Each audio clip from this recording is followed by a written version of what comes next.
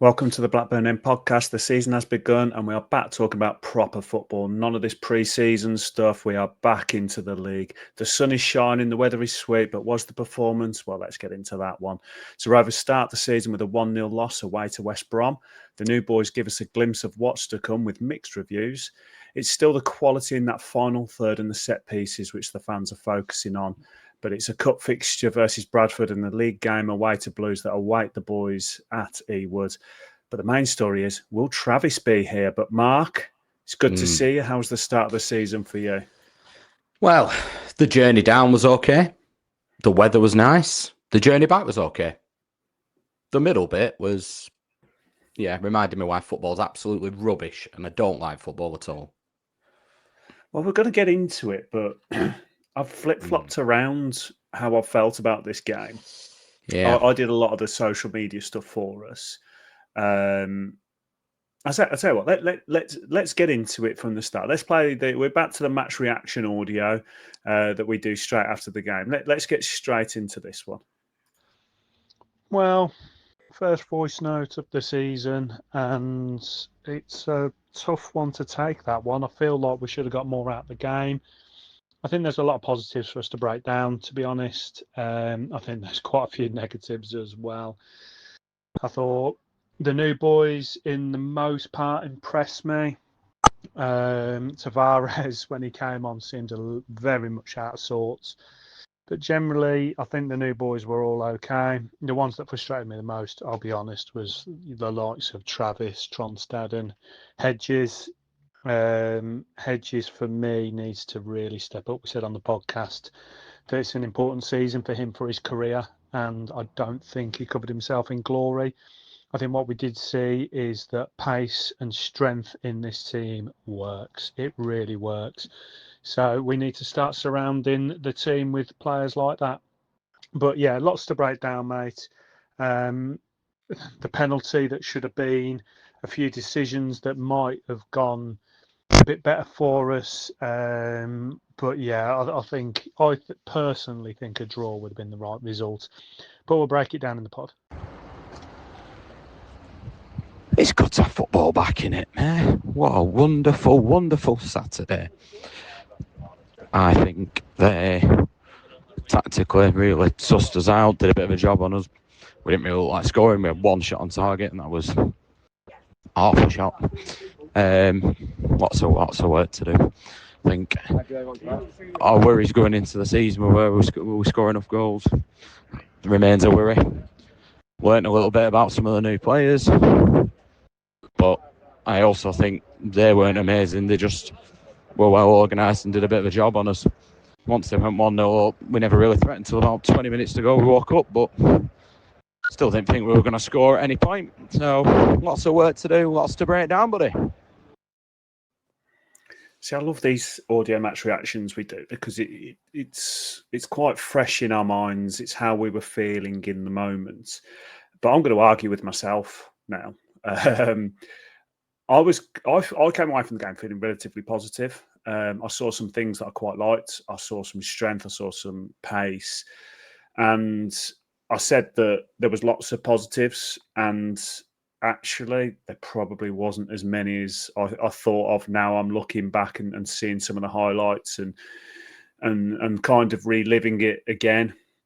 I didn't mention Gay. Gay actually did frustrate me again, but I came away from it thinking it pace and strength works, and that was my initial thoughts. And I'm like, and then I come away and I'm like, the stats aren't actually proving that. I felt like it was working, but maybe it's not.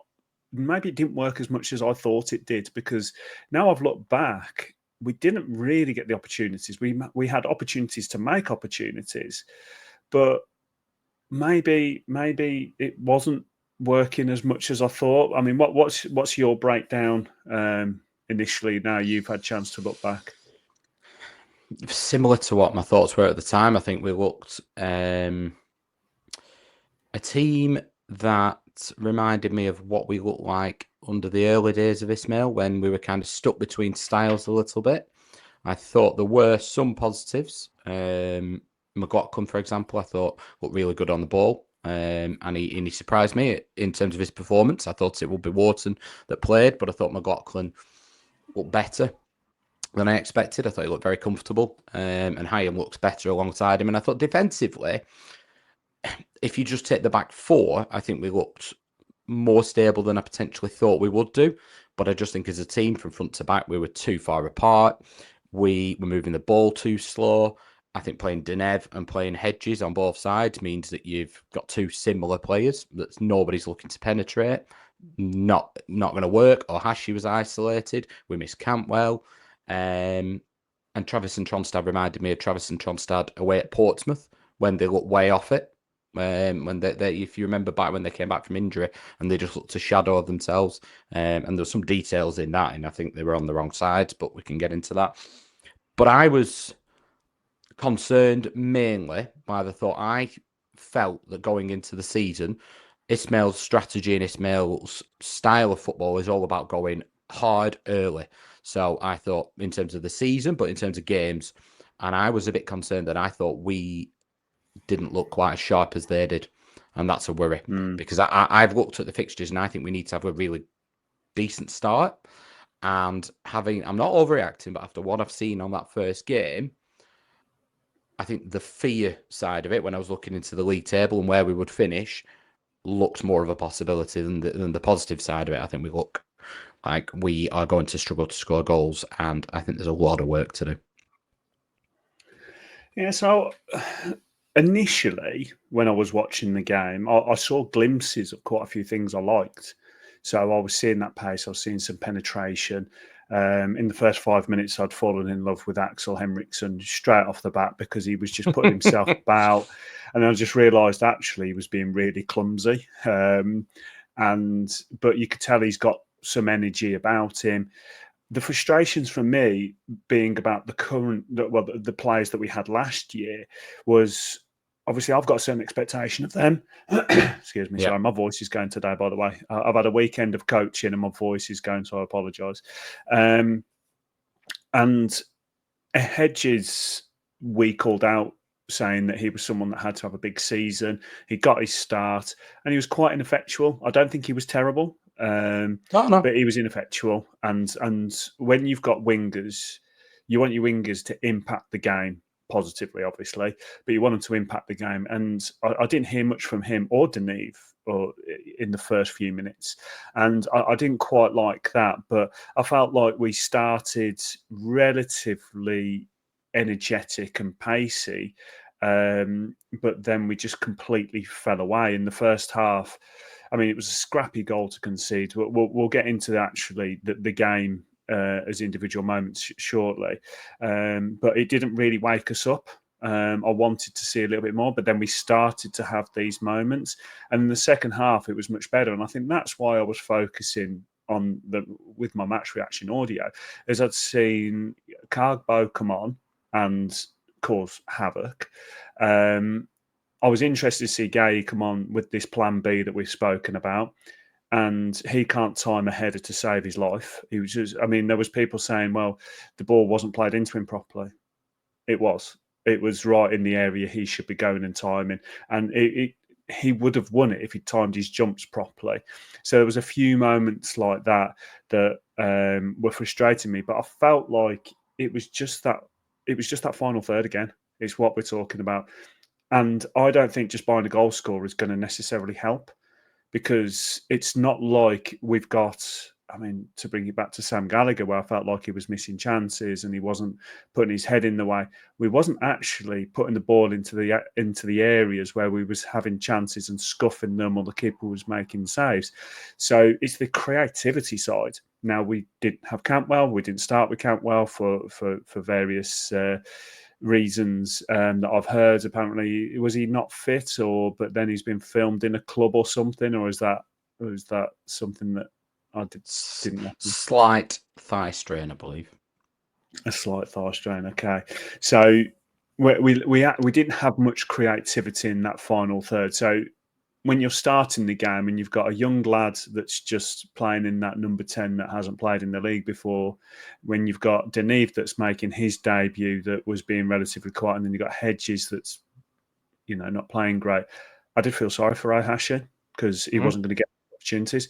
So actually, this looking for a goal scorer, I get it. You do want a goal scorer, but if you're feeding off scraps, it doesn't matter who you've got up there. You could have prime Alan Shearer up there. He's not going to do anything if you're not putting the ball where you need it. So that was the concerns for me. And Travis and Tronstad were a big concern. Obviously, there's rumours now that Travis is going to be going.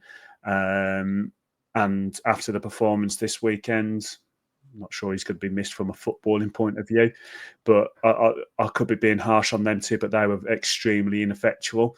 So I did come away quite frustrated after watching it again.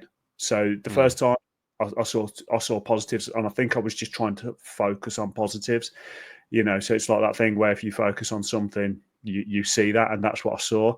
But then because of doing this podcast and because me and you like to try and have proper opinions, I go back and I watch it again and I had a completely different opinion. So I think during the game, I felt like something was going to break for us and we was going to get something. But watching the game back, knowing that isn't going to happen, I did actually have a different opinion. So starting the game, let's break down the first 10, 15 minutes. The goal goes in, was it around the 16-minute mark, something, 15-minute mark? So how did you feel about those first 15 minutes before the goal goes in? Because, like you say, we had Toth in goal. We had a back four of Ribeiro, McLaughlin, Hyam and Alibiosu. How did you feel that first 15 minutes were going from a defensive point of view? I thought they were okay. I mean, I've actually had the opposite to you. When I've looked back at the game, I actually thought Alibiosu was better than I thought at the time. All I could see when I was there on Saturday was his first touch or lack of. But actually, the role he was playing, he was actually causing them some issues and worrying them, and because he was doing something out of the ordinary, because it was too easy for them. And my overriding opinion of that first 15 minutes was it was a bit chaotic. We had Henriksen who's desperate to make an impression, and he's throwing himself about. But I thought they looked more controlled. And I think I'd spoken last week or the week before about us in pre-season. We had a real clear way of playing. My concern, the right fullback's far up, and it's obvious what we're looking to do. My concern was if somebody works that out after a few games, what are we going to do to mix it up? Ryan Mason's watched our games and he's gone, all right, well, that's how they're playing. Well, all we need to do is make sure our winger drops in with him. Now what you're going to do? And we had no answer to that. It meant Ohashi was just very isolated. Henriksen was running around like a bit of a headless chicken, to be fair. He's just desperate to make an impression. How he didn't get booked, I don't know. But I thought the back four themselves, it kind of worked how it has in pre-season. I thought Albiasu got forward well and looked to get forward. And although he's not the most creative player, he caused issues by the fact he's powerful and he's strong, isn't he? And he wants to get forward. I was okay with it, but I was more concerned about, you could see immediately they'd done their homework, and I thought, right, now what are we going to do? Yeah, I mean, I started the comparison versus Britain straight off the bat. You start seeing different moments, and my first instinct was better defender than Britain because of his size. There was a few times that I feel like because of his size and strength, he wasn't beaten where Britain maybe would have done. But there was times going forward where you can see he's got the qualities to get forward and do something, but it was his decision making. But again, it's his debut. I'm not gonna start battering players. I mean, I said on social media because someone was saying about Denis versus Gagbo, and it was like, I'm not going to bash Denis just because Gagbo's come on and done a good job and actually caused some carnage. Like it's a debut, and when we've got a body of work, we can compare them. But the first thing I thought in that first few minutes was Alibiosu is a good defender. I thought Ribeiro did quite well at left back. I still think I preferred Pickering, but I was really impressed with McLaughlin. I thought I felt like he was an upgrade on Danny Bart, and that was the first comparison I was going to make, and I felt like it was an upgrade. But then we go and lose to a long throw, and I can't stand long throws. They just do my head in because I feel like they should be dealt with a lot better in professional football than what they are. but it was just ridiculously scrappy. I think Axel was the one that missed the header, and then it dropped, and then it goes into the corner. What was the feeling around the fan base when that goal goes in? Was it an inevitable sigh, or was it we can get back into this? I think the initial thing was it a foul on Alabiosu? I didn't actually spot at the time Travis, and that's all I can see after watching it back. I have no idea what he was thinking. He's right side of his man. He's touch tight. He gets more focused on trying to pull his shirt, ends up the wrong side of him and allows him to tap the ball in. If he'd have dealt with that better, the goal doesn't happen. It was far too easy from many respects. They looked a bit shaky at that point. I agree with you before that. I think McLaughlin left-footed as well. I was impressed. I think adds a bit of balance and better on the ball than I thought. Ribeiro, I agree with you as well. Pickering, I think, is better, and I think he gives you more going forward. But yeah, about the goal itself, I thought, well, that's going to be happening more times this game. And if you're going to deal with it that poorly, one of the big things we've spoken about is we bought athletes. We bought big, strong players to make us not as vulnerable. And we defended it like schoolboys. It was awful. It really was awful. So I wanted to see somebody really commanding. And that was my overriding opinion at that point. You know, sometimes you would like that to be your keeper, but you understand in a crowded box why it might not be. But nobody wanted to win that ball, did they? Nobody was going, I'm going to win that ball. That's going to be my header. So I then feared, because you know that they're going to do that a lot. They're going to ping balls into the box. And I thought, oh, great. What we thought actually we're going to be better at this year, we're no better at it. And that comes from a lack of, I'm going to say, desire. I think when the ball's bouncing around like that, or it's been thrown in, if you have somebody that really wants to win it, and they're big enough and strong enough, they should be winning that ball. And it just didn't happen. Didn't happen at all. No, and we said there's multiple aspects of a player when you're buying them. You've got the athletic side, you've got the technical side, you've got the mental side. And there's always going to be a trade-off when you're not spending lots and lots of money and you're in the second tier. You know, you're going to trade something off. And when you're getting really fast, strong players, there is going to be a trade-off somewhere. And I think in that moment, the trade-off seemed to be an intelligence side, a football intelligence side. Like you say, Travis is more bothered about pushing and shoving than actually dealing with the situation. Axel just found himself underneath. Now, he's not actually that young, but, you know, I'm going to say he was naive in that situation, along with a few others. I was happy that we learned from it, and we did seem to deal with them better after that. There was a couple of moments. I thought Toth had a relatively ropey first few minutes. First half of the first half. And then he makes a lovely save down to his right. And I think that then boosted his confidence, because he made a really weird save. The ball wasn't deflected. It wasn't curling weird. But he kind of dived past it, and then he got lucky. And then he tries this cocky little dink over the striker and literally just passes it back to him. But then after that was really solid. He was coming for crosses. And I think that changed the defenders' feeling at the back. But I felt like after that, we started to deal with things better, first and second half. I made a note, I think it was, there was a long ball played, and I'm trying to find my notes that I made, because I was really, really impressed with how it was dealt with.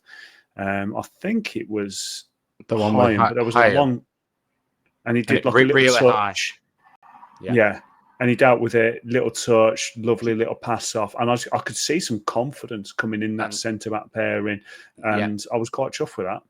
I was just going to say, I think after that one, Hyam looked like the person who stepped up.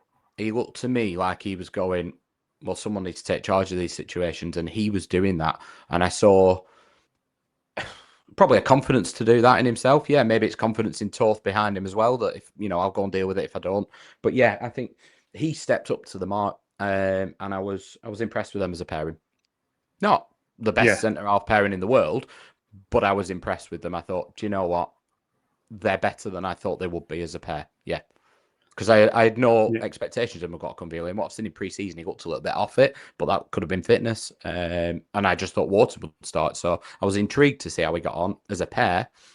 But I've always said, for me, the reason people talk about Hyam having these dips in form, for me, it's just when he's whoever's alongside him, number one, but also when he's on the left-hand side and he gets shoved there all the time. And for me, he's a shadow of himself when he plays there. So it wasn't a surprise that Hyam did that, but I was really pleased that he started to take charge of situations. He was almost a captain on the pitch then, without the armband. Yeah. Well, McLaughlin had a couple of tidy interceptions, and I think that then helps Hyam then build into his confidence and the other defenders around them, because there was one where I think it was that he was being overloaded and intercepts it, reads the game, intercepts it, lays it off, and it was done nicely. And it just calmed everything down rather than just hoofing it out of play or anything. It was just a nice little interception, dropped the ball off, and we're back in possession. We've regrouped and we've got the ball, which is great rather than just panicking. So I did like that. And like I said, with Toth coming back into the game for after those couple of roping moments, I just thought we was quite strong. But then we finished the half and there's calls for a penalty. Hashi wriggles himself through. Now, the initial thoughts for me was penalty. I think that was the same around the grounds. I had West Brom fans messaging me saying they thought it was a penalty.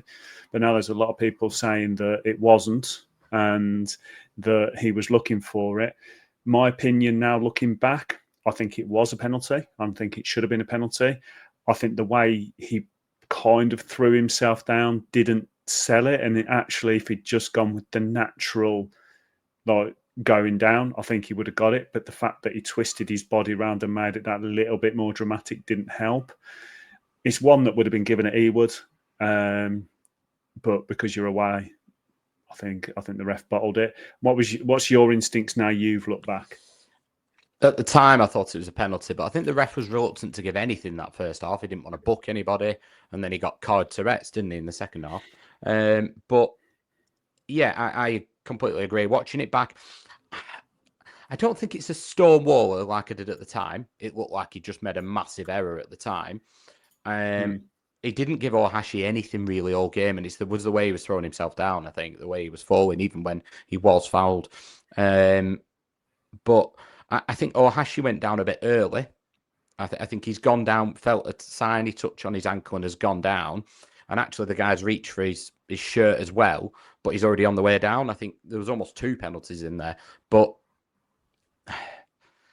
I'm surprised it's not given today's game, if you like, but it wasn't a stonewall. I think you're right. I think at Ewood, that's one you probably get. Away from home, maybe not. Now, initially, when I put the video out there, I was looking at it. I was like, "Oh, it's penalty." Yeah, I was the same. You got the heightened emotion, and you just like. I looked at the video, so I'm like, "Stonewall penalty, it's definite." And then now I've looked back a few times. He's tried to sell it, and by trying to sell it, he's not sold it. And he could have just naturally just. I mean, it's something he's going to look back and learn from. I mean, don't get me wrong. I didn't feel like we deserved to get a goal out of the first half. We did have our moments, and Ohashi was part of most of it. But again, it was that final third of decision making. There was a couple of times we could have played someone in, and I'll have to go through my notes again. But there was one where we could have played it right into the middle, but instead he's kind of played it to the edge of the box. And it's like these times where you just want to see some decision making. And I think a lot of it came from the likes of Hedges and Deneve. Yeah, I think so. I think neither of them are naturally wingers who are looking to take somebody on. I mean, Deneve, I think, is really a fullback, isn't he? He's just an attacking fullback. So there's that to take into consideration. But I also think Hedges, you're right. I think naturally he's going to come inside, so he's going to slow and narrow the game a little bit. But I thought the build-up was breaking down with Travis and Tronstad. So Travis and Tronstad, for me, were on the wrong side. And by that, I mean, Travis was playing on the left, Tronstad on the right. Tronstad's qualities are all around his passing ability. And Travis's are all around he's getting about the pitch and being a nuisance. Well, the right back's flying up the pitch, so the gap that you're having to cover is on the right-hand side. Instead, Travis is getting involved in little bits of build-up play, and he takes too many touches when he's doing that. So he takes one to control it, one to get it out his feet, and one to play. And he doesn't even play the right ball that often. He will play a ball to maybe Hyam rather than riskier one, quicker to the fullback, and then you're away. So what that means is they are then reset fully in their shape. So then you got looking at your options, and it's probably Hedges to feet. So then he's looking and going, I'll come inside. Who've I got an option? Henriksen's crowded out. So then it comes back to Tronstad and it goes back, and it just slows everything down. When you're playing like that and the teams, once they scored, they really didn't sit on the edge of the box, but they sat in shape and went, go on then.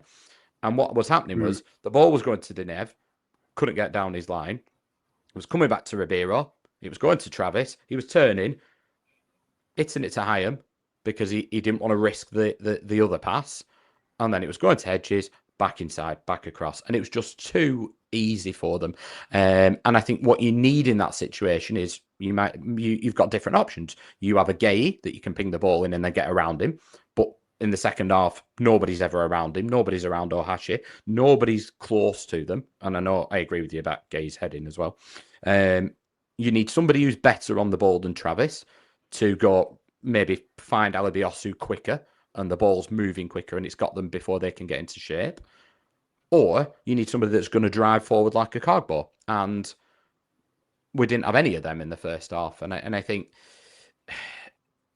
the saving grace for me was at the end of the game. And I know I'm jumping around a bit there, but Ismail's interview was the saving grace for me, because he saw the same game I saw, and he said we weren't good enough going forward, we weren't good enough doing this, we were too slow in the build-up, we didn't do X, Y, and Z.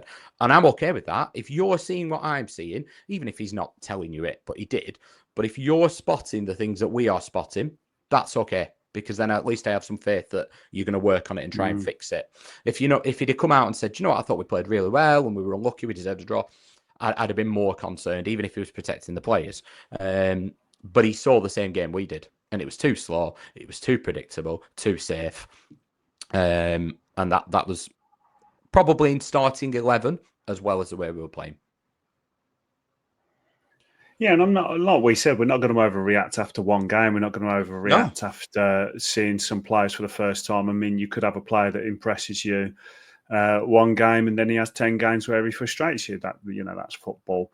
I mean, let's look at some of the results around the EFL. There's teams there that lost that aren't going to, be near the bottom of the league, and there's going to be teams that manage to get a good result that aren't going to be anywhere near, the final reckoning. I think for me, that first half was poor, but what I liked is the fact that second half we did see something a bit different. Yeah. Now, Deneve got his head injury, so whether we would have made the change or not, I don't know. But my mate comes on, and straight off the bat, he's just getting the ball and just running. I think anyone on that right-hand side would have got a yellow card at any point against him because it was so frustrating. And I said that the thing is with having this kind of athlete is he can do this, and his final ball we can work on. And his final ball wasn't necessarily there. I think he overhit quite a few, and his decision-making wasn't quite there. But you can tell he's going to get into these positions, and he caused absolute carnage. And I think it was very telling that West Brom started to tire quite quick, because when he came on, they really struggled. Oh, absolutely. I mean, Furlong was frightened to death of him, wasn't he? They were doubling up. They were fouling him. I mean, he was right in front of where we were. And there was 2 or 3, to be fair, that were poor challenges. There were elbows in faces. And what it did tell me was, as much as I watched the NEC game and thought Cardboard and Gay coming on caused a different thing, and we talked about it as a plan B, and it is, I actually think Cardboard needs an option for somebody who's going to be on the shoulder. So he can whip the ball across, because when he checks back, when he looks up and there's nobody, he was looking up, there's nobody there. He's checking back and his delivery's poor, really. He overhits a lot. So once he's beaten his man, if he's not fouled, he needs the option to be able to whip it in. And Gay isn't that man. He's not getting across the front man. So I was a bit disappointed that Ohashi wasn't playing further forward. In the 10, fine, but recognise the situation in the game, recognise what Cardboard's going to do, and also look for that option across their back four.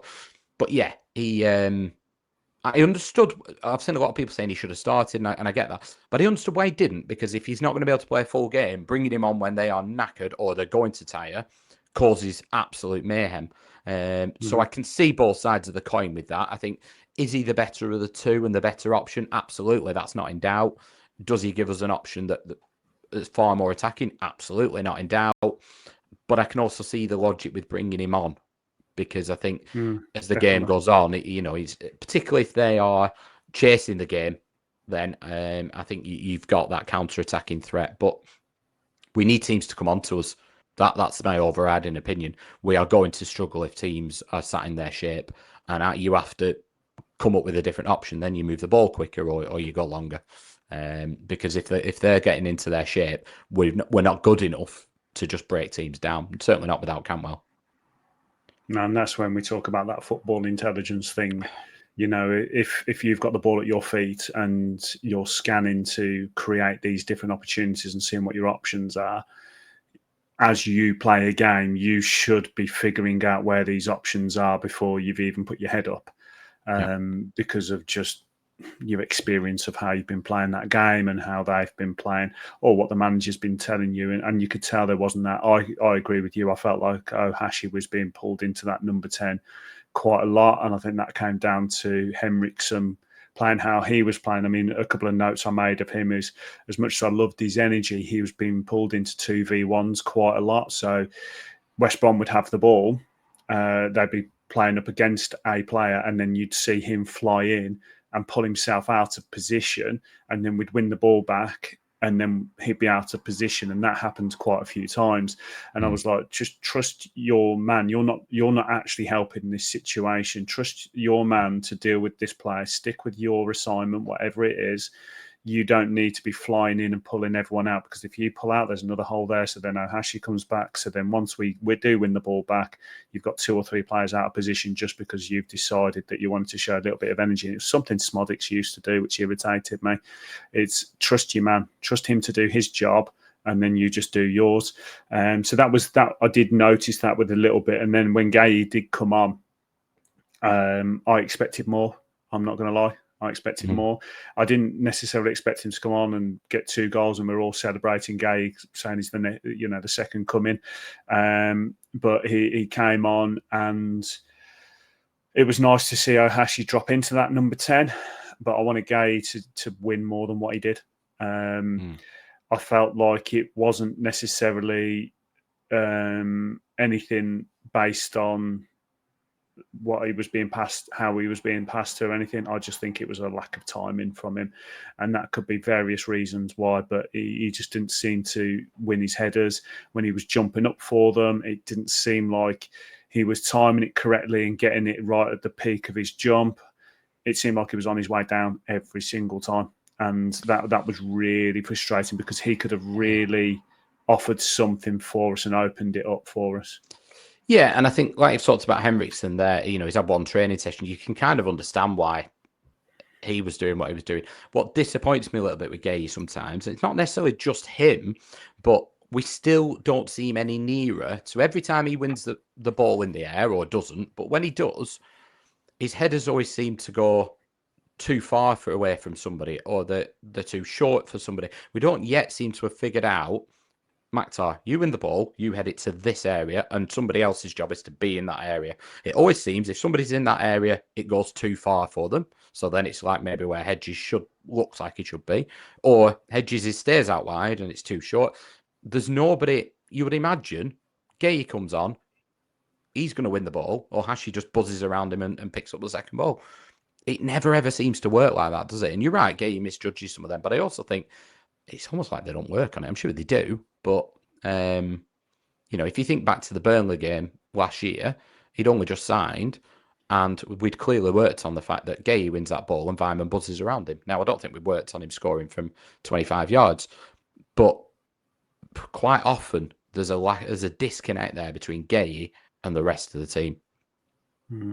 Yeah, definitely. And he did seem like sometimes to be in his own little world. I mean, like I say, I'm not bashing Gay. It's the first game. This is just us breaking down a singular game. And it doesn't help that the set pieces were terrible. We either couldn't beat the first man or it was being overhit. And then when we was finally getting into the centre, it was kind of swinging away from the penalty spot. So the people that have made their runs were being caught under it. So it was frustrating. Miller comes on with his long throw, and the first note I made was fantastic long throw, but he's got zero accuracy. So where they're putting it into that 6-yard area where you've got that corridor of uncertainty for the goalkeeper, you've got people that can go and attack it. We were throwing quite deep. Well, that's way easier to deal with because the whole point of putting it into that danger area, that corridor of uncertainty, is that no one knows what's going to happen. The ones coming back to defend don't want to touch it just in case. The ones that are trying to defend the line don't want to come and sacrifice that position to come and clear and get the ball and foul people. And our lads can time their run to come and attack that ball. But yet, with these long throws and the set pieces, it seemed like the accuracy just was not there. Yeah, I mean, Miller, that's something we can definitely work on, isn't it? I think he got better with it as the game, as he had 2 or 3. But you're right, how long have they had to work on it with Furlong and we haven't? So I'm not too concerned about that. What I did like at one point, though, you're right, that we were then using out swingers. But Ribeiro took charge of the situation. That was why. He wasn't happy with the quality of the delivery. And there was 1 or 2 times he kicked Cogbo off, taking the corner. Cogbo went to take a move because we weren't beating the first man. So I think he kind of thought, well, at least I know an area I can put it into. Yeah, it should maybe be the right footer. But I didn't mind that. I like that element of leadership that I saw from him, from Hyam at times as well. There were some things that I thought, I like that. I want a leader on the pitch. I want somebody to take charge on the pitch and maybe go off scripts a little bit if something's not working. And you're right, when it sounds like we're having an absolute whinge up here, and we're not. There's just lots to work on. And there was some things that were a little bit more concerning than others. I'm not overreacting. I don't think, oh my God, that's it, we're going to go down or anything. I just think there's a lot to work on. But like I've said, the manager said the same thing, and that was pleasing. I think when Miller came on, he looks more assured than Alabiosu. I think you're going to get more of a steady performance from him. I like the fact that he looks a threat in both boxes. He was the one who came on, and when I spoke about in the first half, nobody seemed to take charge of it. I am winning that ball, even sometimes when he probably shouldn't have been the one trying to win it in their box, and he wasn't the best place, but he had the determination to get on the end of it. Great, I love that. He's had an introduction to the championship. So's Denev. I think Denev's got 10 stitches. He put a picture on Instagram today. Miller's massive cut on his head as well. Henriksen's learned all about the championship, so that these things are going to happen. We just looked at a team in transition, and there's lots to work on. I just need to see them working on it, and I'm all right with that. Like you said, it was the performances of the people that I expect to give a better performance that I'm going to have a bit of more of a dig at. But it's first game of the season. It is what it is a little bit. It's a tricky place to go. Are we going to look back at the end of any season, regardless of when you play them, and say, losing to West Brom away 1-0 is a disaster? Like, it can happen. That could have happened at any point of any season. It's just we're breaking down elements to work on, and I think there's lots to work on. There were some positives. There just were things that surprised me a little bit, and I think we need to work on quickly.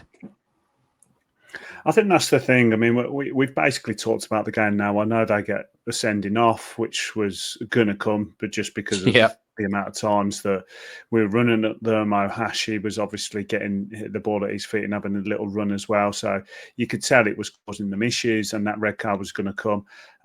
It was so late in the game. Obviously, it was quite ineffectual to us. I think like you said, the thing is we've got to be realistic in what we're talking about here. We're not pundits or anything like that. We're a couple of fans that have watched the game, and we're trying to break down where we feel like we need to work on. I mean, I put a couple of tweets out, what's your 3 positives, what's your 3 negatives? And there was more people commenting with the negatives because we're football fans and your default is to be negative. We're trying to be on the fence a little bit. And I said before the game, I wasn't necessarily bothered about the results. I just wanted to come away from it feeling like there's something to work on and something positive. And I still think there is something there. I like the fact we've got bigger and stronger. I think we needed to do it. As much as I don't want us to just be buying athletes and sacrificing the football side, I think if you are playing athletic players, you have to have some extremely gifted technical players to negate that. And you're not going to do that on our budget at our level. You're not going to be able to have it where when you've got the ball and players are just getting strong and fast into your face, the ball's quickly gone and you're passing it around. You're not going to be able to do that. So I do like the fact that we have gone bigger, faster and stronger. It was funny because I watched the game, and as much as I thought the kit was horrible, by the way, but that is a side note. I was watching the game and it was like it's like West Brom got smaller because of how much we'd got bigger, and I liked it. I liked the fact I was watching a game where I didn't look at us and think, geez, they just look so much bigger, and I felt like we wasn't being intimidated. And it was not. I know we got a few knocks. There was a couple of bloody noses and things like that, and that's football. But I came away and I was like, actually, I quite like it. I like the fact we've got bigger and stronger. I like the fact that we've got something that's different. Now we've just got to work on the next bit. And the next bit is the quality. Like, how can we affect the quality? If we haven't got that number 9 player that's just going to be on the edge, like, how do we work to that? What is the goal? There's going to be times where we're going to look at the team and we're going to be like, do you know what? Right wing is an issue. Like, we need to get that sorted. Do you know what? Centre mids, we need something there. But I came away and I was like, actually, I'm not as bothered about Callum Britton leaving now. I'm not as bothered about Danny Bart not signing now. Yeah. You know, so I feel positive with certain things. Yeah. I looked at Toth, and as much as if he does that chip again, someone needs to slap him around the head. He is what we thought. He's an upgrade on pairs for me. He's going to be a 7 out of 10. I thought both Miller, Alibiosu was better than I thought, and I think he will give you something driving forward. Does he need to work on his final ball? Yeah, but that's fine. Miller looked decent. I thought the pairing of Hyam and McLaughlin was a positive. I think Ribeiro was what Ribeiro is. I agree with you. I think Pickering's better going forward. I think Pickering's the better of the two, marginally, but I'm fine with him. Travis and Tronstad, I just think need to be the other way around. So that's an easy swap, although I'm sure we'll come on to Travis in a minute. We are looking for a winger, so we know that is a bit of an issue. People had a bit of a pop at Hedges. I don't think it's his fault. I think that if he's playing out on that right side, he's going to cut in. He isn't the fastest player. I do think he went through the motions a little bit. I would have liked to have seen a bit more from him, but the number 10 role is a bit of a concern. But in theory, Cantwell should be the one to fix that. And in pre-season, he's looked really fit and strong and quicken the play up. So you're missing a massive player there. You've got Carbo Ordinev on the other side. And Ohashi then just needs to be more central and be fed. But he should be fed if the other things are fixed. So I didn't come away completely thinking, oh my God, this is appalling. I think there's some subtle tweaks and we need to do some business in the transfer market. But that's why I said Ismail's interview was fine, because he said we need to sign somebody on that side. It's obvious where we need to strengthen and we need to move the ball quicker and there's things that we need to be more creative. Great. You know, I was comfortable with it. And before we get to those 3-word reviews that we've put out there, interestingly, WhoScored.com has McLaughlin as our highest rated player. Yeah. I think he was extremely solid. I think as we go through the new signings, the notes I made was Alibiosu. You can tell he's going to be a better defender than Britton, and he's got something to offer. Deneve, quiet, but he had his moments. Miller looked out of sorts at times, but looked and a bit overzealous, but that's probably because of his debut. McLaughlin, solid upgrade. Axel, energetic start. And then Tavares, I felt sorry for Tavares because he came on when we're really kind of losing a tactical control and we're just trying anything to get an opportunity. He did look a little bit out of sorts because of it. You can tell he's the kind of player that likes a plan and likes it to be controlled. He's not someone that, wants to just buzz around, try and get the ball and get it in, which is what a Travis or Tronstad would necessarily do. So I did feel sorry for him. There was a couple of times the ball bounced off him and he just didn't seem to be very happy to be in on that pitch at that time. But generally with the new signings, it's quite interesting. I'm seeing mixed reviews of the new signings and there's some people saying they're not happy, some people saying they are. I think in general, and we will break this down when the window closes so we can have a real good look at how they've played in this first month, along with comparing to the players that obviously they've replaced. But I came away relatively happy. I think you can see a lot of glimpses of them players where they're going to offer something and they're going to give us an opportunity to get forward. It's just now getting them on that training pitch and finding a tactical situation where they can use their skills. Yeah, completely agree with your summary of them all there. I think Henriksen, I kind of dismissed his performance, really. He's had one training session. Yeah, I think, he looked like he was desperate to make an impression and hadn't trained with the team. Well, he hasn't, so that's fine.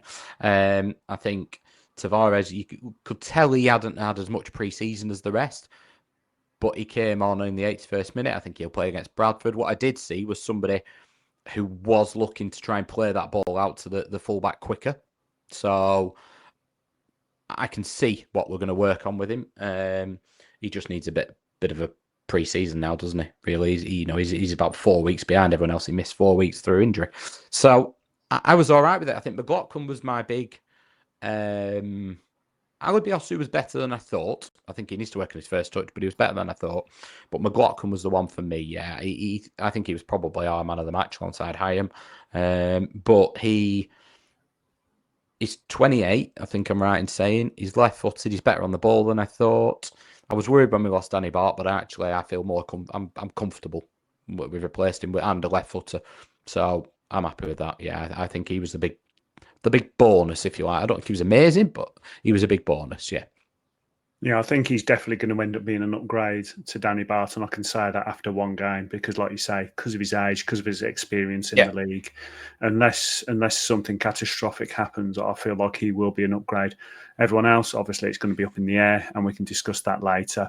But have you got any 3-word reviews in particular for us?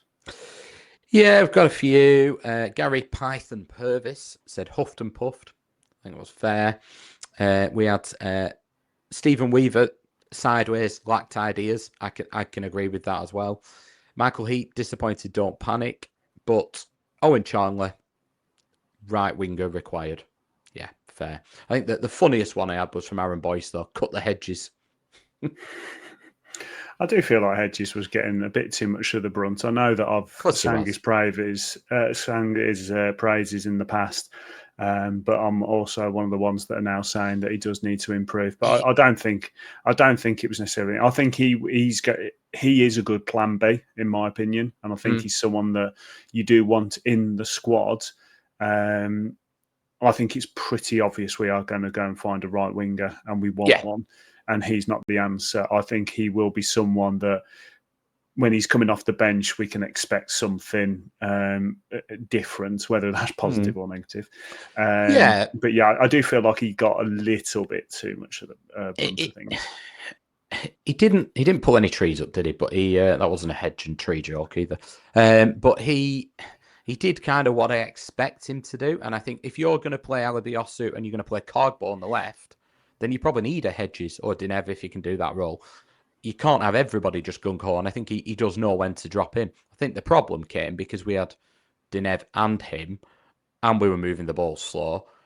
He's not going to take his man on, and that's just not his game. So I felt sorry for him because people were having a pop, and they were expecting him to do or wanting him to do something that just isn't him. So, he kind of did what I watched the game and thought, well, you kind of saw what we could expect from that lineup. But yeah, I felt a bit sorry for him. But I agree. I think we definitely need a right wing option, somebody that's going to take the man on and be able to get down the line. And we don't have enough goal threat. We don't have enough threat of making and creating chances. So, but we have Cantwell, and we are going to go into the market. So I'm all right with it. Yeah, and the reason why we've spoken about this game way more than probably any other game that we've ever spoken about is because it's the first one of the season. We've made a lot of changes. The way that we're playing is slightly different. The manager's now got an opportunity to play the way he wants to play. So we're trying to break things down for ourselves as well as obviously the people listening. But we're just trying to kind of make sense of what we saw that first week. But now we've got 2 games until we talk again. So we're going to see a lot of change in this Bradford game in the Cup. Well, I assume so. And then we've got a very difficult game, Birmingham City at home on the Saturday. I personally think in this Cup, we've got to rotate. We've got to rotate. And the reason we've got to rotate isn't necessarily for a fitness point of view. It's just to see what we have. So I want to see some different players playing, but I also potentially just want to see a different way of playing. So whether we're trying to get at them in that final third, whether we're trying something different, I just want to see something different. And as much as I want to win and have a little cup run, so then these players have opportunities going forward, I'm not as bothered about the results. Again, it's about the performance. It's about seeing something positive from some young players. What do you want to see in this Bradford game to start with? I think we need to look at who needs fitness, who needs a chance, and have a look at actually, can people do what we hope they can do? So I'm okay if he wants to play Miller or Alabiosu. I get the logic in playing Alabiosu again and saying, right, actually, what we need you to do now is when you're in this situation and need this delivery to be better or whatever, go and work on that. That's fine. I think whichever one you're going to be, you're starting right back in your head. If you're Ismaël, play him. And try and get him to, because they've not had enough chance. They've not had pre-season really with us necessarily to play all the time the way he wants to play, because Britain played most of it. So the right back for me needs to go and carry out what you want the plan to be on Saturday. I think centre halves maybe play Hyam because then they can link up with the right back. But then I would play Wharton. I'd play Pickering, absolutely. Maybe Michalski, maybe Toth for the reasons I've just been saying. I want Tavares to get some minutes, and I want to see him try and carry out what we want him to do moving forward. I think it should be Montgomery alongside him, or get him used to playing with Tronstad if Travis is going out the door. I think Dinev has had a big bang to the head, so I don't think he's going to be playing. So then Cogbo, right, come on, you're going to get time on the ball. Let's see what you're made of. Cantwell, you'd like to see him play, but I think give Henriksen more time to adjust and give him a bit of a baptism of fire, because they'll be nice and physical and they'll be in his face again. And then I think maybe give Mulligan Matthews a go on the right. Let him have a look. Let him have a first team effort. But then I think Tyjon should play. I know what Gay can do. I know what Ohashi can do. I'd like it to be Leonard, but he doesn't seem anywhere in the picture, whereas Tyjon was the 19th man at weekend. So I need to see that we've got another option up front, because if we don't, we need to go and get one, and we're not going to do. So then Tyjon is going to be that option. I want it to be Leonard. I think Leonard should be further ahead in the pecking order, but it doesn't look like he is. So in which case, if Ohashi goes and gets injured, we need the other option. So we've got to see and give them time to play. And he's only played in the 10 role in pre-season. So, I'd like it to be Leonard. That will make my evening if Harry Leonard starts, because that means he is in the plans and that means he's fit enough to be there. Yeah, we're obviously recording this the day before the game. So there's no new signings being linked to today. No. Anyone that would sign tomorrow wouldn't play. So he has only got the players that obviously we all know. There's rumours, obviously, that Travis is on his way out. There's rumours that Gay is being linked away. So it is a good opportunity to play some of these players to see who you've got. And I just want to see that. it's at home, which is great because if all home fans like to see some young players make their debuts or have a good stint in the first team. Yep. So I think it's going to be nice. I mean, Bradford beat Wickham 2-1 in their first game of the season. So they riding high off that first win. They're going to want to come and have a nice little cup run. So it's not going to be an easy game, but I don't want it to be an easy game. I want these lads to come and play a tough game. Because there's no point in having easy games. They are lower opposition, but that doesn't mean anything. But I do want to see some of our young players getting an opportunity. I want some of the players that are on the cusp of the first team to be getting their opportunities, and that's what I want to see. Goalkeeper-wise, like you say, I think we've seen enough of Toth now to know he's our number one. So it would be nice for Michalski to get a run out there and just to see what he's got. Because he is the second keeper now. I think we're all agreed. I think Pears is probably going to be on his way out. So I mean, you never know, but I think that's going to happen. And then we move into the Birmingham City game. So as you can tell by my accent, I live local to Birmingham. As much as I'm not from actually around here, I have picked up the accent, which I'm not a fan of, but hey ho, we've dealt the cards we've got. I know a lot of Birmingham City fans. I speak to them. I watched the game on Friday. I think the way that they play, I think we can get a result. I really do. But the way that they play, you need the home fans to be on it, because I think the way that they play is very close to the edge with the rules. And I think that if those away fans are in the ref's ear, he's going to let things go. And I think as fans, we need to make sure that we're in that ref, because what I saw on Friday was a team that likes to do the dark arts. They like to get on top of the ref. And as much as I thought they probably deserved the win over Ipswich, I think that the way that they play is quite close to the line. So what are you expecting out of Birmingham City this week? We talked about them a little bit so when we were previewing the first 4 games or so. We said they made a lot of transfers and that will take time. I think we look more in transition than they did. They look more established. I think you're right about playing close to the line, and that worries me because there's 7,000 Birmingham fans going to be behind that goal. So I can see that being an issue. I think we're physically able to cope with it. I would go with a similar team to weekend because I can't see any new signings. And you've seen it when Henriksen comes in. They need time to train with the team. I would be tempted to maybe play Hedges again, but to play Cogbo on the other side. But I feel like it might have come a bit too early. I think this is one of them that if we'd have got ourselves set up in terms of a way of playing, I think we would have been able to beat them. I actually am a bit concerned about this game now. I know I was winding all the Birmingham fans up. And obviously saying West Brom will finish above them. And West Brom looked all right, didn't they? I think that they looked better than I actually expected them to, because they've got a new manager and a new way of playing. But I think we just need to be on it, is my overriding feeling. If we are, and we looked a bit not quite as ready for the game as West Brom did, if we start the game like that, I think Birmingham could run all over us. I just think we need to be on it. And if we are, I think it could be a really even game. And I think it could be actually a very good game for a neutral to watch as well. But yeah, I just focus on us really. And I just think we need to be able to create more. And that means we need to have Cantwell playing. I think we've got a team that when it clicks will be very difficult to deal with. When you've now got pace and you've now got strength, if you can do the other things as well and that starts to click, I think we can see some opportunities.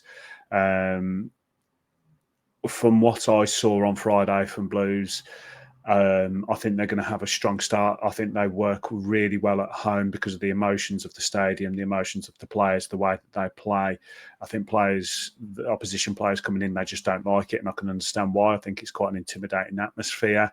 Yeah. I think when they come to our place, obviously, Ewood isn't necessarily known for being an intimidating place to play, but it can be a very difficult place to play, and that's what we need to try and do now. We need to try and make it where people don't want to come to Ewood Park and play, no matter the time of year, no matter what's going on, that they can come to this ground and they're going to have a tough time. And now we've got that bigger side, I want us to be playing that kind of way a little bit more, not necessarily the dark arts, but just stronger. And we can do that. Blues have some very good players. They've got Stansfield, was someone that obviously we looked at. I mean, he could start a fight in the room on his own. He really could. But they just a team that I think they've got quality, but I think they like to wind you up. And I just hope that we start strong and we quiet them down early. I think that is going to be the key thing. Yeah. If we allow them into the game early, it could be a very long day for us. Like you say, I think what you've said is absolutely right. When it comes to transition, we are deep in that transition. And some clubs, when you're in transition but you're riding high after a promotion, you can deal with it a little bit differently. When you're, as much as we had a good season last season, it still feels like that transition is a negative transition. And I'm trying to get my mindset away from it. And I see what fans are talking about on X. But actually, I think this transition we're going through is a positive one. I think we are buying the players to fill the gaps that we need with the kind of players that we need. We just need them to click. So, yeah, I'm always going to be worried playing Blues. I don't care whether they're on a downturn, getting relegated into League Two when we're Premier League champions. I'll always get worried playing them. But yeah, I think it's going to be a difficult game, and I do hope that we put in a good performance, because I think the key thing again, and sorry to go on about this and use the term, but it's all about performance for me now. I just want to see these glimpses of positivity that fans can look at and say, I get it. I get where we're going. Yeah, I think we've got... After seeing us at weekend, I look at whichever the back four is, I don't really worry about us being dominated. I think I'm feeling more comfortable about that, Toth. I think as long as he doesn't start the game like he did against West Brom, being too casual, if he plays how he played the rest of the game and how we know he can play, I'm fine with that. Travis and Tronstad need to be on it, though. If they're the ones that are playing in the middle of the park, they need to be on it. That's a big, big area for us. And I think Cardball would get at them. I think he would frighten them to death. So the game hinges on Travis and Tronstad for me. I think we are big enough, strong enough and ugly enough now and experienced enough at centre-half. I liked what I saw from Hyam and Ribeiro. They took charge of situations. McLaughlin, I liked what I saw. So from that basis, it hinges on Travis and Tronstad. If they're both still here, they need to turn up, because they didn't really turn up how we know they can do at weekend. We talked about them last year, saying that they're one of the best midfield pairings together in the Championship, and they looked bang average at weekend. They need to be on it if they're the ones playing. So, yeah, that's where it hinges for me. And it's a great segue into talking about Travis. He's being linked away apparently between £3 and £4 million fee going to Derby. He's going to join Callum Britton, Tyrese Dolan at Derby. I did see a tweet about that, which did make me laugh. In fact, going on to Derby, did you see Dion Sanderson?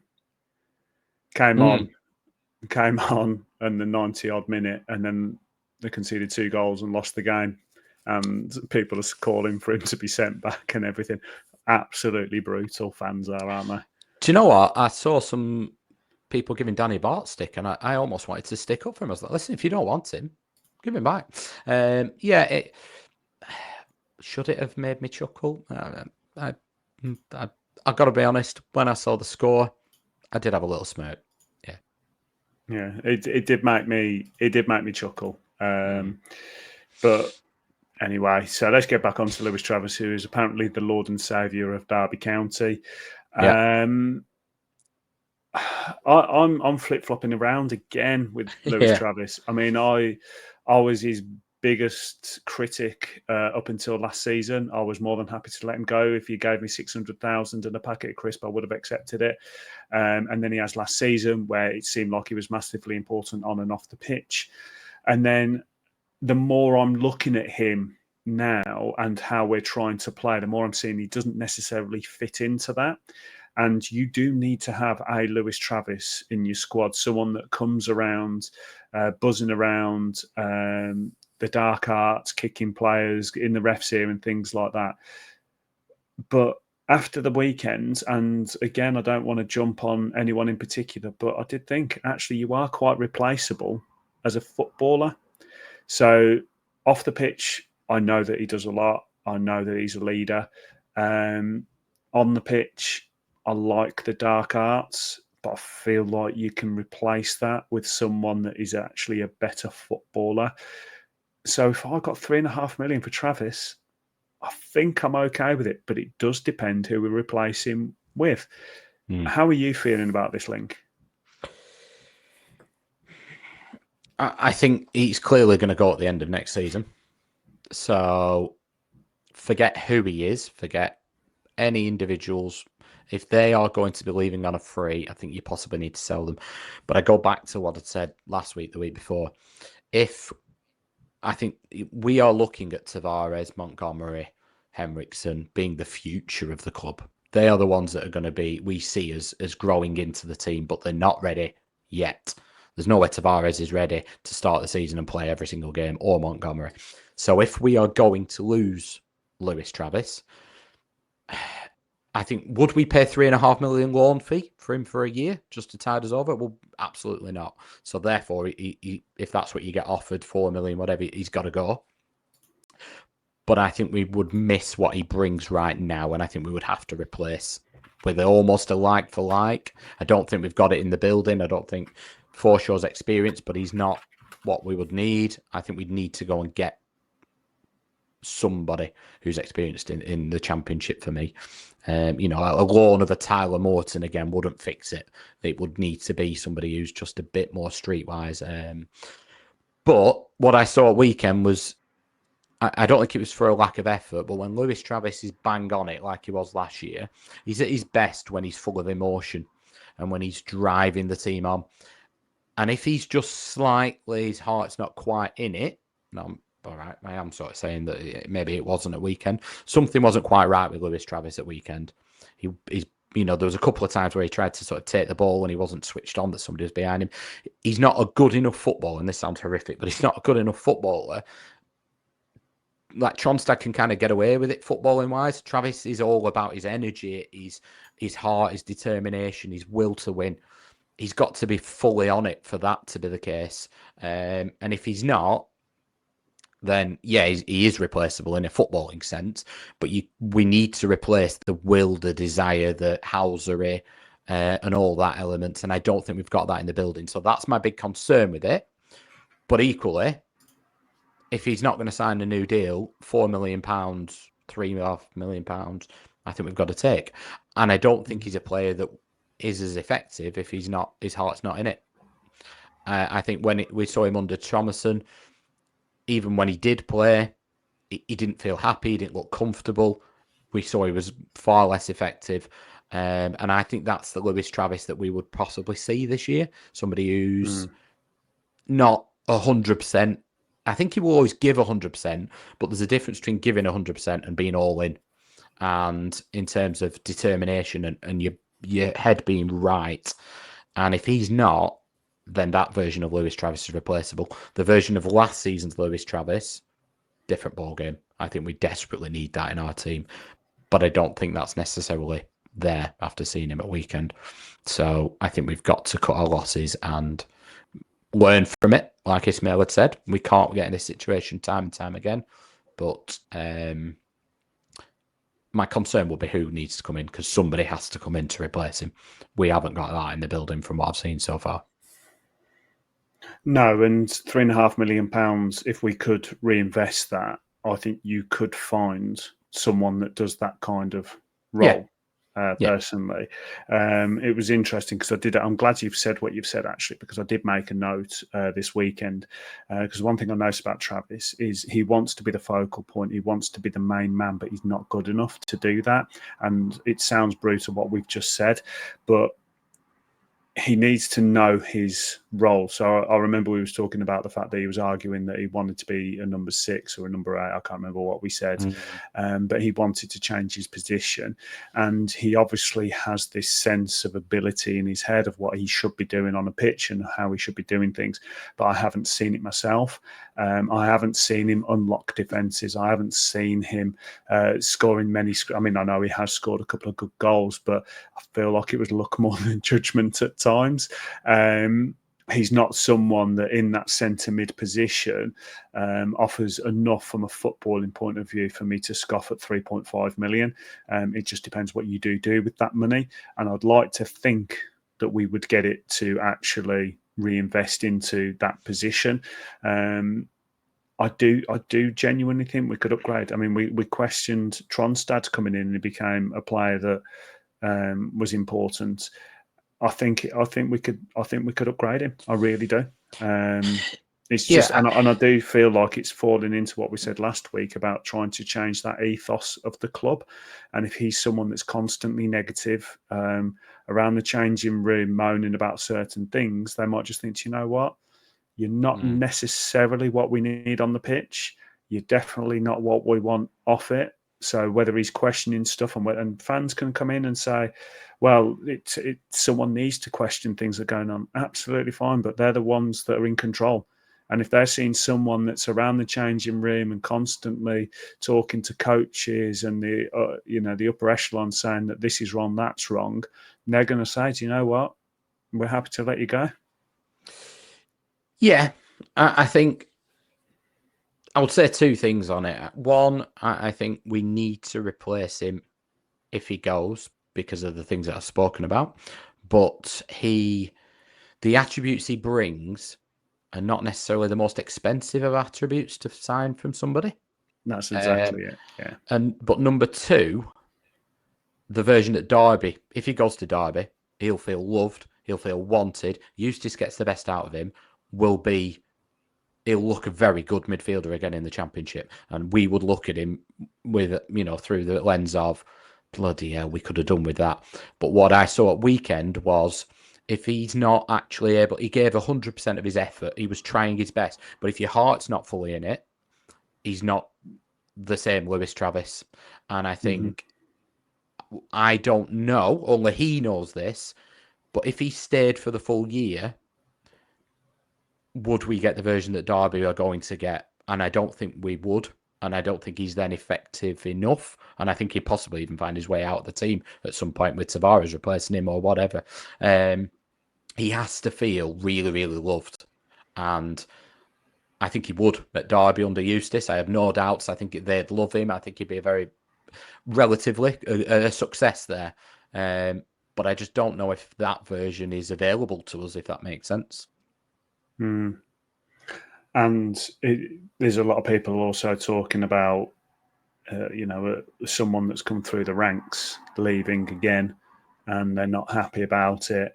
And there's potential then that our run of not having a local lad that's come through. Well, he's not local, but someone that's come through the youth system being in the squad could end. But again, it's about, if we're focusing on the positives, which we're trying to do as well, it's someone that's come through the academy, given us a lot, and we've cashed in on him for someone that, like you say, we can replace with probably a cheaper player for the same level. I've said that there were certain players I didn't want to see go.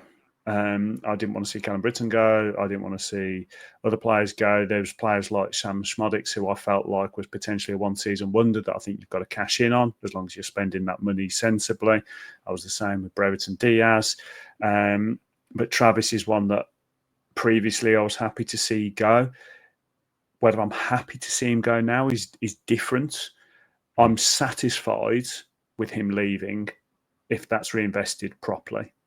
And 3.5 million for us is a decent amount in the football grand scheme of things. It's not actually that much, but I love what you just said there, that the attributes he's got you can replace relatively easily. Well, not easily, but cheaper. So the question is getting that experience in the centre then, because that's kind of what we need. Is that centre mid position is somewhere where you do want someone with experience. Now Tronstad's got a little bit more of it, so whether he signs a new deal, I'm not too sure, but I would still want to see someone in that centre midfield role where I feel like they've had experience of the Championship over the last year or two. When I'm looking at McLaughlin signing, I'm like, that to me is proving the point. You know, we've gone and got someone with proper experience in the league that seems to have stepped in. It's one game, I get that, but you can just see the qualities. Yeah. I would want a McLaughlin style signing for that centre mid position. Exactly. Yeah. So, but it then moves on about signings. Now we're being linked to Miyoshi still. There's still talks of Baraji. That's ongoing. There's talk of ESC slots. Now, we tried to talk about it before on the podcast. We tried to talk it before recording. I think you articulated it better than I can. Now, yeah, do you want to try and explain what the latest is with these ESC slots? Yeah, so I'm going to direct people to X and Andy Watson. I think he calls himself GB Football Expert. He did some work with us on Rovers Chat before. He has worked for Rovers as well. He explains it perfectly. But the general summary is some people qualify automatically for work permits, fine. If they don't, you have 5 ESC slots you can allocate to them. So anyone who doesn't get a work permit, you can allocate them. We've allocated all 5. And there's then 2 options. You sell the players, you can't loan them, because obviously then if they come back, you'd go over your number. So you have to sell them or release them, or they can be converted into a player that then gets a work permit. Now, apparently Toth would qualify for a work permit in about January. So that would be one option, but that's January. And the other one is Eustace Mafumbe, who is taking a slot up at the moment, who's a young player who went on loan last year and he got injured straight away, so he's never played. He's got 2 years left on his deal, so we can release him. Or if a player makes their debut in a certain level of league, they get a certain number of points allocated because of that. The Championship is a league that he would make his debut in, would give him enough points to qualify for a work permit. So we could, for example, bring him on for 30 seconds against Birmingham, and all of a sudden he converts and he can get a work permit. That would also free a slot up. To me, that's what you do. The problem we've got is Baraji would need a work permit, so he's not going to get one, so he'd need an ASC slot. So that would then be Mafumbe's. That was all fine, all well and good. We could kind of fix that ourselves. Until Miyoshi, have I said that right, has gone and the team he's playing for were in the Bundesliga. They got relegated. The Bundesliga 2, I think he's playing in now. He played at weekend. And once you play in that league, you then allocated the points based on the league you've just played in. That league doesn't have enough points. So he would also need an ESC slot now, and he didn't before Saturday. So I think that will have put a massive spanner in the works. So the only thing we could do then is free up another slot. Well, we can't free up Toth's until January. I think Henriksen's got one. I'm not 100% certain who the others are. But basically, we haven't got enough space in our squad for now for Baraji and Miyoshi, even fixing the Mafumbe situation. So Maktar Gay comes into play then, because he's taking a slot up. So that will be where the rumours are intensifying a little bit there. So I think there's going to be more movement than they planned on there being before the end of the window. I'd just love to see a little bit more clarity around a few things when it comes to transfers. I think that we should be hearing about fees There should be none of this undisclosed crap. I think we should hear a lot more about that side of things. And I think these work permit situations, these ESC slots now, as much as the information's out there, I just wish there was a little bit more clarity when we're coming to sign. When the players that we've got, who's taking what, and it's probably out there, and I just haven't bothered to look. But I just want a little bit more clarity with all of this side of things. And that X profile you was talking about, I think is very good. But these ESC slots, because of how we're shopping now for our players, we're definitely using them probably more than any other club at the moment, and the Mufumbi one, Mufumbi. I'll probably butchered his name as well. That's a very interesting situation because the club, there's no link to him going or anything like that, but there's no real news on how well he's doing or whether the club see him as the future or anything like that. And it seems like a very strange signing now, looking back at that one. He's only a young lad, isn't he? He's got a lightning pace. I don't think he's come on as much as the club hopes. He's had a bad injury at the back end of last season when he went on loan back to, I think he went to Belgium on loan. But if the club think he's got any potential whatsoever, just bring him on for 30 seconds and get him a work permit. No, I agree. But other than that, we're not hearing many rumours, but that's the way that the club goes at the moment. I mean, obviously, we all follow Elliot Jackson, and we're all scouring around X to see who we're being linked to. But like we've said in the past, it seems like 24 hours we go from hearing about the player for the first time for them getting signed. I do think that Travis will go. I said right at the start, I felt like Gay was going to be a sneaky one to leave, and I think that he didn't help himself on Saturday. So if he wants any future at Rovers, I think these next two games are going to be quite big for him. But yeah, it's pretty hard now for us to sit here and talk about rumours when the club does business how it does. Yeah, and I love the way that we do it. You know, I think the McLaughlin one we heard about it last year, but then we heard about it very, very close to him being announced. I think the fact that Gay, they'll be looking at him as a footballer, as his contract length, as the amount of money he's receiving, can he play the way we want to play, but also he's taking up a work permit slot, if you like.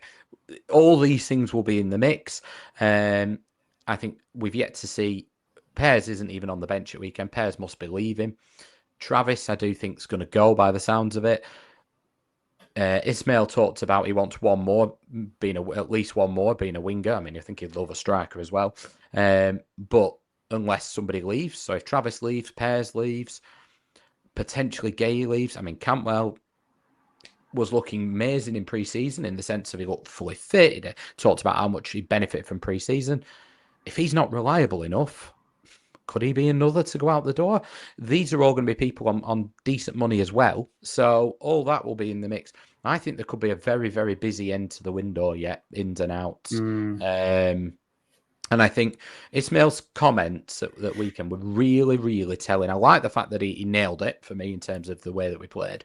But he also said the transition is going to have to start quicker than we wanted. So I think they've sat down at the last season and said, this is the way we want to go. These are the profile of players, but let's not rip everything up yet. Travis and Tronstad, I talked last week about, I think there's a plan there. I think there's no way that they're just not renewing their contracts. I think, yes, there's a level of wage issue, but I think they'd also thought, I don't see you as our future in 12 months' time for the level of contract and everything else, the full package. And they've made a decision that, no, we're not going to the level they want.